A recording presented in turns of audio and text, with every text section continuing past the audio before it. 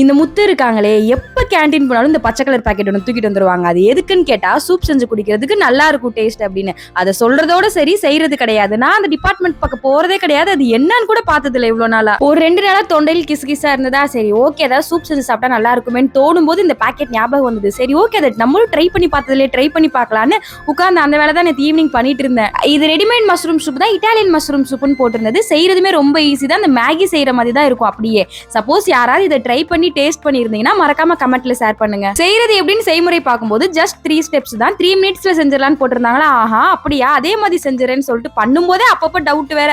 அந்த பாக்கெட்டை 3-4 தடவை திருப்பி வேற பாத்துக்கிட்டேன். இதுல பாயசம் மாதிரி கெட்டியா வேற ஆயிடுச்சு. சூப்னா தண்ணி மாதிரி தானே இருக்கணும், மறுபடியும் தண்ணியை ஊத்து கிண்டுன்னு சொல்லிட்டு திரும்ப பண்ணிட்டு இருந்தேன். கடைசியா ரெடி ஆனதுக்கு அப்புறமா பெப்பர் தூக்குலா போட்டு கொத்தமல்லியும் போட்டு இறக்கிட்டா அப்பவும் பாக்குறதுக்கு பாயசம் மாதிரி தான் இருக்கு. எப்படித்தானோ தெரியல. டேஸ்ட் தான் நல்லா இருக்கும்னு சொல்ல முடியாது, நல்லா இல்லைன்னு சொல்ல முடியாது, மீடியமா இருந்தது. ஓகே தான். நாளைக்கு மினி விளாக்ல பார்க்கலாம். பாய்.